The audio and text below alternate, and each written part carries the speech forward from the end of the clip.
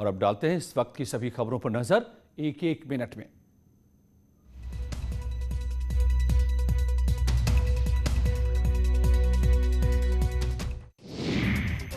Mafia Mukhtar Ansari के गुनाहों का हिसाब अब यूपी में होगा, क्योंकि सुप्रीम कोर्ट ने मुख्तार को 2 हफ्ते के भीतर पंजाब से यूपी शिफ्ट करने का आदेश दिया है। देश की सबसे बड़ी अदालत ने पंजाब सरकार को उसे 2 हफ्ते में यूपी सरकार को हैंडओवर करने को कहा है।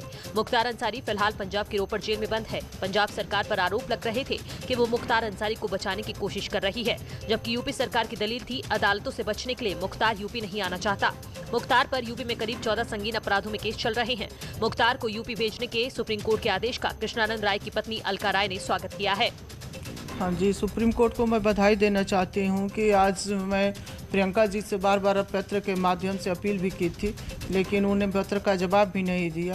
बाकी सुप्रीम कोर्ट ने उन्हें भेज करके बहुत बड़ा काम किया है, क्योंकि पंजाब में कांग्रेस की सरकार है और वहाँ कांग्रेस की सरकार पूरा उस अपराधी का सहयोग कर रही है। बताया जा रहा है कि मुख्तार को बांदा जेल शिफ्ट किया जा सकता है, लेकिन इसके अलावा प्रशासन ने दूसरी जेलों में भी इंतजाम करने को आदेश दिया है।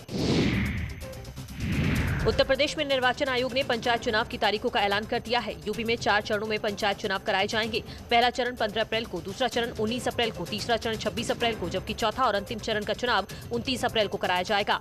नामांकन की प्रक्रिया 3 अप्रैल से शुरू हो जाएगी। हर चरण में नामांकन के लिए 2 दिन रखे गए हैं। वोटों की गिनती 2 मई को की जाएगी। 4 चरणों में इस बार ब्लॉक वार नहीं करके हम लोग चुनाव जनपदवार करेंगे।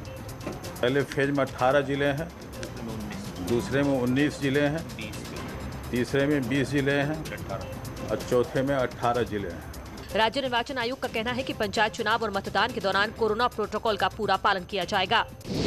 वहीं यूपी पंचायत चुनावों को लेकर दाखिल याचिकाओं पर आज सुप्रीम कोर्ट में सुनवाई हुई, जहां यूपी सरकार की बड़ी जीत हुई है। सुप्रीम कोर्ट ने इस मामले में दखल देने से मना कर दिया है और याचिकाकर्ता को हाई कोर्ट जाने को कहा है।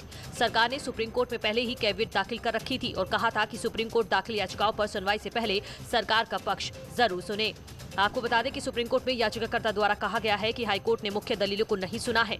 याचिकाकर्ता के वकील 1995 की आरक्षण सूची के आधार पर चुनाव करना बेहतर प्रयास था, लेकिन उसको बदल दिया गया। आज कानपुर और वाराणसी के पहले कमिश्नर का ऐलान हो गया। असीम अरुण कानपुर और ए सतीश गणेश वाराणसी के कमिश्नर होंगे। कल कैबिनेट की बैठक में ही इन दोनों जगहों पर कमिश्नरेट सिस्टम लागू करने की मंजूरी मिली थी।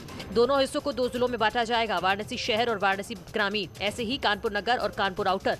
कमिश्नरेट सिस्टम लागू होने से कानून व्यवस्था से जुड़े मामलों में डीएम का दखल खत्म हो जाएगा। दोनों जगह पे कानून व्यवस्था के क्षेत्र में काफी बड़ा और प्रभावी असर आएगा और इसमें चूँकि माननीय मुख्यमंत्री जी का एक तरीके से ड्रीम प्रोजेक्ट तो नहीं कहूँगा, डिसीजन है, जिसको वो स्वयं मॉनिटर करते हैं और दोनों के रिजल्ट अच्छे आए हैं। नोएडा और लखनऊ के प्रयोग के तौर पे उनको किया गया था। तो कानपुर और वाराणसी भी हमारे लिए महत्वपूर्ण है, दोनों महानगरी हैं। मेट्रो भी हम दे रहे हैं वहाँ पे, औद्योगिक रूप में भी हम तमाम योजनाएं वहाँ पे हमारी गई हैं। कानपुर के नए पुलिस कमिश्नर असीम अरुण ने न्यूज 18 के साथ बातचीत में जनता के लिए काम करने का भरोसा दिया है। पुलिस की छवि सुधारने के लिए सेवा को मिशन बनाने का संकल्प लिया। यूपी में सरकारी कर्मचारियों के लिए खुशखबरी है। कर्मचारियों की होली अब सूखी नहीं बीतेगी। योगी सरकार ने सरकारी कर्मचारियों को तोहफा दिया है। सीएम योगी ने सभी विभागों को निर्देश दिया है कि हर हाल में होली से पहले सरकारी कर्मचारियों को वेतन का भुगतान करें। बताएं कि जल निगम के कर्मचारियों ने वेतन का भुगतान न होने की शिकायत की थी, जिसका मुख्यमंत्री कार्यालय ने संज्ञान लिया और जल निगम कर्मचारियों को होली से पहले 3 महीने की सैलरी देने को कहा गया। इसके साथ ही सभी ने विभागों को आदेश जारी करते हुए कहा कि हर हाल में होली से पहले सरकारी कर्मचारियों का वेतन दिया जाए।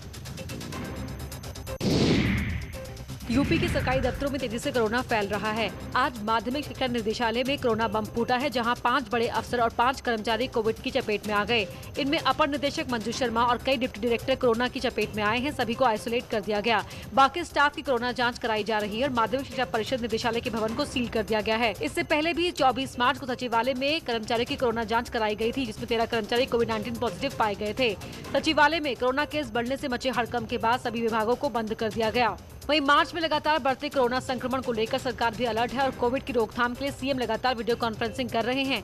होली को लेकर मुख्यमंत्री ने सभी रेलवे स्टेशन, बस अड्डों और एयरपोर्ट पर टेस्टिंग करने के निर्देश देने के साथ ही सभी जिलों के डीएम को कोविड अस्पतालों में इंतजाम करने को कहा। सीएम ने कहा सभी टारगेट ग्रुप्स का वैक्सीनेशन किया जाए, इससे कोरोना की रोकथाम में कामयाबी मिलेगी। किसानों की भारत बंद का आज मिला जुला असर दिखा। यूपी के कई शहरों में असर दिखा, जहां लोगों को परेशानी का सामना करना पड़ा। वहीं मेरठ में किसानों ने 6 जगहों पर जंगठी, दौराला, प्रतापपुर, मवाना में चक्का जाम किया। किसानों ने चेतावनी दी है कि जब तक तीनों कानून वापस नहीं ले जाएंगे तब तक किसान दिल्ली बॉर्डर से पीछे नहीं हटेगा। भारत सरकार ने जो 3 कृषि कानून बनाए हैं, काले कानून है ये, और हमारा न्यूनतम समर्थन मूल्य पर हमारी मांग है कि उसको कानून के दायरे में लाओ और ये जो 3 काले कानून बनाए गए इन्हें निरस्त करो।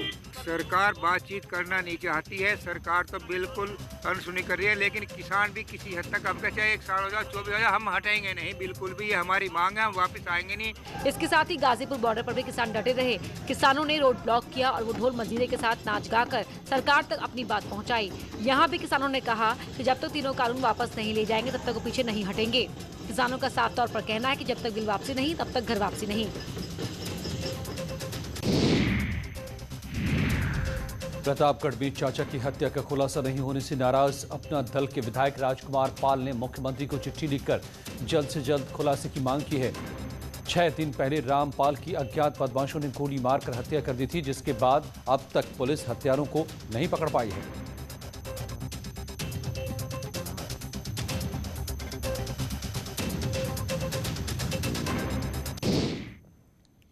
लौटते हैं कुछ ही पलों में और खबरों के साथ।